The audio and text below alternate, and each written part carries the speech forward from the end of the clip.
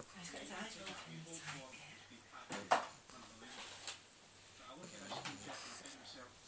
Zamora will eventually, I think. If they stay up, he'll be a decent signing from. He's got some low players in there.